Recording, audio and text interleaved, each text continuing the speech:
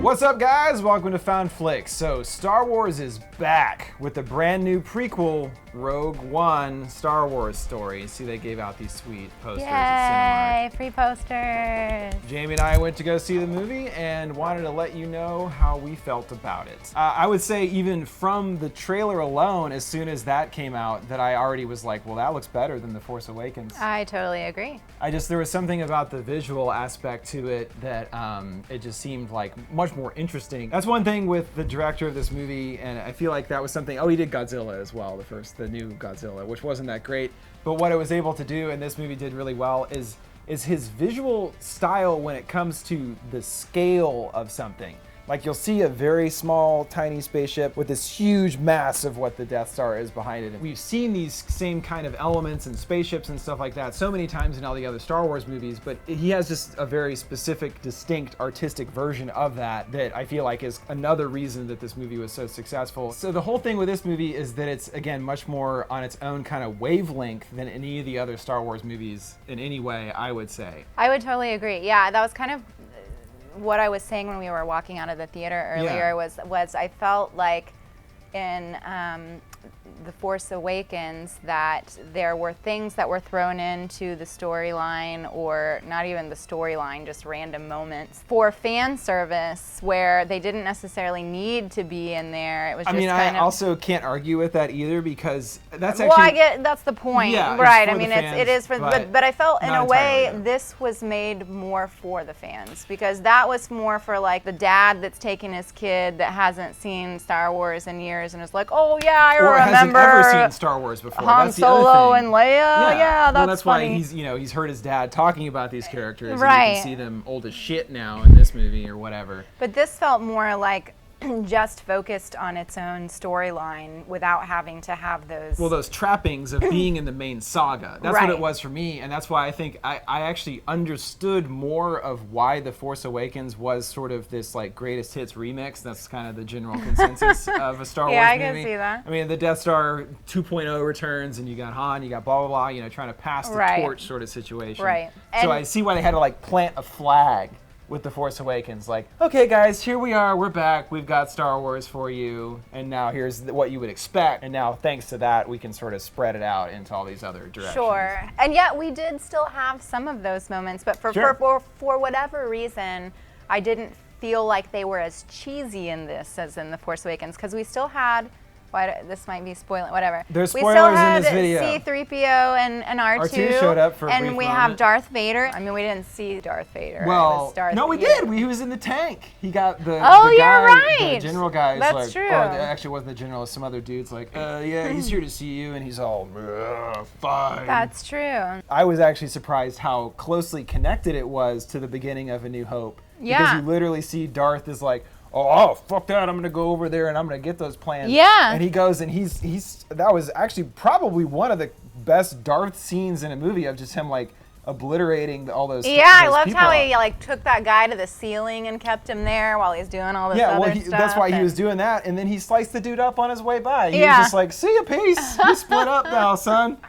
Darth Vader in the house. So that's even something that it really was genuinely like cooler than any other Darth scene that had been in the other movies. Yeah. Because it was just able to do this level that would be really hard to pull off back in the old days. Right. And then obviously, like, in the prequels, fuck them, you know what I mean? Talking about characters, my favorite character was K2SO. There's a 26% chance of failure. He has an attitude. He has a major attitude problem, because that's what happens when you reprogram an Imperial droid. He just says straight, he doesn't think about it. He just says it. Well, you have a thing for robots anyway. I do. I love robots. Friendly robots or just any robot? All of them. Even if they're evil, like kind of a soft BB, spot? like, I mean, I liked... Deadly Friend, not BB-8. No, from well, Force I like Awakens. BB-8 too. Actually, that was probably my favorite character in The Force Awakens. Makes That's the sense. only toy that I bought my dog, which she proceeded to destroy. Poor BB-8. But I would say, even regardless, that character was pretty awesome. And I mean, it was a little more kind of dramatic overall, the sort of style of the story, and he definitely was like mainly the comic relief for sure. Yeah. But not in a way that it was like it wasn't. annoying. No, it wasn't like a slapstick thing. Although I guess there were some physical elements, but it was more of he just is a sarcastic He's a sassy bastard. He is quite sassy. Like, again, the whole idea of the new characters, they had to create all new characters for this movie for the most part. I mean, yeah, you've got, Moff Tarkin, which again was kind of interesting to even see that as a supporting character. I didn't know he was in it, the CG version of the old guy. When the first time he came on screen, I was like, he's in this? Yeah, he's 1,000 years old. Yeah. But I would say, and I think that you mentioned this before when we talked a little bit about Force Awakens, is that when you compare the characters of Rey, who is sort of plagued by the J.J. Abrams virus of being like a super female empowered to the extent of it's not believable. Well, yeah, it's and not I mean, believable, not so you necessarily that it should be,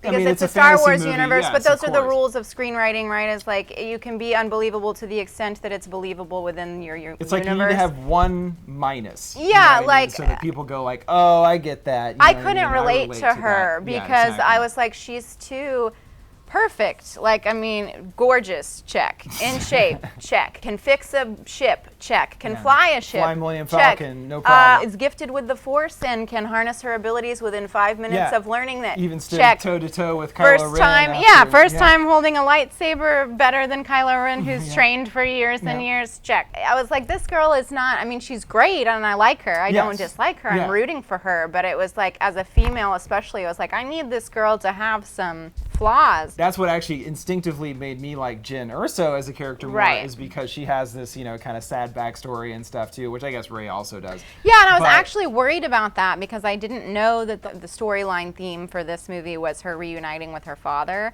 which was kind of similar to Rey. And so I was like, oh, is this going to be another, like, her family abandoned her and she's trying to get, like, I don't want a whole rehash of that, but they did it in a way that was unique to the story. Yeah, well, anyway, so I would say I like Jyn Erso more too because she is flawed and they describe her as a criminal and stuff, but she's still able to like overcome that to do what she has to do. She had a badass vibe going on that was a little bit, again, I hate to keep using the word authentic, but because she'd been in jail and shit. I feel like being in Star Wars prison, maybe you have a little bit more cred. Yeah, and that would make sense to me when she was a badass with her blaster. I was like, oh, well, because she's been in prison. Like she, and then they also referred to how she had, I guess, been being trained as a soldier by Saw. Yeah, totally. Because he said when he abandoned her, and I don't. 16 and was already the best soldier. And she was already the best soldier. So that gave that some validity. Whereas, when we're watching Force Awakens and they're like, oh, here's a lightsaber and like amazing. Power, all of a sudden, she just is the best lightsaber fighter ever, and you're like, really? Like, I mean. But that's another thing that I feel like with the Force Awakens is that it all just went by too quick. Yeah. Where it's like, okay, so these people are best friends now, but they've had like 2 scenes together. Whereas with Rogue One, where they were able to do it much better, is again, and maybe it felt building the relationships rather than it's a slower kind of build overall, but it gives you a reason to actually care about the characters, and gives them some kind of depth. Another detail that I enjoyed was in the originals, you have weird creatures, but they're not. Well, I guess they're everywhere, but you get, when you go to the cantina or when you're like in a battle scene or something. In the newer ones, I'm talking about the original prequels. That's all it is. It's like a bunch of CG stupid creatures, right? So it kind of almost loses the effect of being like, oh, that's a weird looking thing, Whereas when you think about the originals, like the cantina scene, well, back then they didn't iconic have a choice. Because you're like, what is going on here? They had to put a dude in a mask in the 70s. There was no fucking CG. That's true. And so it seems like there was a better blend of that in this movie too. Yes, because there was that little weird short guy that for some reason they focused on. I mean, he was a part of the rebellion. I think we found out later. But at first I was like, "What? Who is this little dude? Like he's weird. He's weird looking, but he's kind of cool." Like casual stuff where it's just other strange creatures and whatever. So that's why it had more of a classic feel to it. Again, as you said already, authentic. That's what it felt like more, is that I was getting this other layer to the Star Wars universe that I hadn't seen in a movie before. It's like the idea of futuristic stuff, but it looks sort of run down. But this felt more even lived in, and you're kind of being able to see the working man's version of a Star Wars universe. Yeah, it has more of that vintage charm to, and maybe that's the wrong terminology, but when I say that, I mean that like hearkening back to the original. Well, yeah, there's a very specific vibe to 70s sci-fi and stuff that kind of maybe captured more than the prequels certainly did, because again, it was all CG and green screen, and there was nothing tangible to what was going on. And this sort of, again, was able to really recreate that. I really liked that it had to do with ultimately delivering the plans to the rebellion for the Death Star. Yeah. I mean, that's what the whole That was goal the of entire the movie. movie. And actually, that they all die, like, was kind of. Well, that's like, even, I mean, so that's the thing, like, again, it's cool that they're filling in this gap in the story, but because we haven't heard about these characters in any of the other movies that have already been made, not too many ways that you can take that story other than they all die. What kind of caught me off guard was that I was like, a lot of these characters, they're just begging to be in more movies, you know what I mean? Like, again, even Jen Erso and Cassian, like the two lead people. Right. And Well, again, and like K2, yes, and even the other two characters that I guess had been living on the Jedi temple planet before it was destroyed. I was like, these guys, they're going to be in other Star Wars movies. They were really, there was really no question in cool. my mind. I think they even could do a backstory movie with those guys because just like this movie, where again, because of the format of it and what it's leading to, you know what the end result is, that they're getting the plans of the Death Star and blah, blah, blah. Right. But it's But just, you don't know how they're going to get there. well, and that's the thing is that it didn't lose any impact because I already knew where it was going. Right. And that's actually something that's really difficult to pull off with this kind of movie too. Yeah. Well, that's why it's so exciting to see Gareth Edwards. He took the established universe and made it way different, like way more, kind of improved on it than, again, I would say it's still hard to touch the original trilogy, obviously. Right. But I would say better than Force Awakens, and obviously way better than the fucking prequels. Even even the dialogue, that's something I picked up on Well, it in was just, the first. it felt almost like an indie movie sensibility with like a Star Wars wrapping on it, which was awesome. That's why I'm so glad that he was able to pull it off and actually like bring his own style to it and everything. I'm definitely going to be more excited about what comes from this like side. I know, that's the thing is without having to be trapped by the saga, yeah. then it's just like you're stuck with this familial lineage thing in the original movies, and that's still like going on now, and is obviously going to be the end result is like Kylo becomes the new Leia or something, probably. That's my Leia. I'm just speculating. It's dealing with transgender issues. Yeah, that would be very now. That actually would be pretty breakthrough for Star Wars. That was another thing too that I totally didn't even bring this up before, but I like that the idea that maybe it was brought up in A New Hope, but that it was Jen Erso's dad that had been working against the Empire and had created that weakness into the Death Star. Right. I think that they knew the Death Star had a weakness in A New Hope, right. but they didn't know that it had been like manufactured into it by the engineer. And that's why that again, even though it's such a small part of it, was just like really meaningful, it's or huge, impactful. It changes like a lot of stuff, and it explains what might not have been quite as well done in the original too. Right. It's even able to enhance what was there in the original, and which is something that's like insane. We knew that from the originals that Leia had been supporting the rebellion and all that stuff, so it made sense. Well, she's the one that had the plans. Yeah, so it made sense for her to be getting exactly right. It made sense for that information to be delivered to her, and that was partly why she had been taken captive and all that stuff. But anyway, I think we covered the gamut for the most part. I mean, we liked the movie. It was if that wasn't clear, it was awesome. Good. Highly recommend. It's exciting that Star Wars is like it can keep making so many movies, which is something like, oh, here we go. It's been commercialized to shit. But it's like, so what? There's all these great new artists that are getting to play in the playground of Star Wars and do their own takes on it and stuff. It's like, it's really an exciting time for Star Wars. Way more even than before the movie came out, because that's why it's like, ooh, are they going to be able to pull this off? I don't know.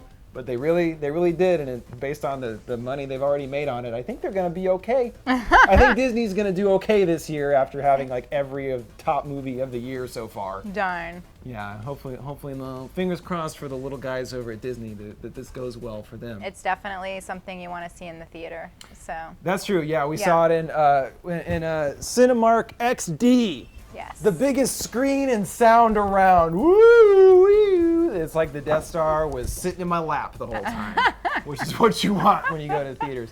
Plus, you can get your legs lifted up too with those if you have luxury chairs. Loungers. Yeah, yes. it's pretty fancy. Yeah. So have a nice time at the films and go see the Star Wars movie. You're gonna have a great time, even though everyone dies at the end.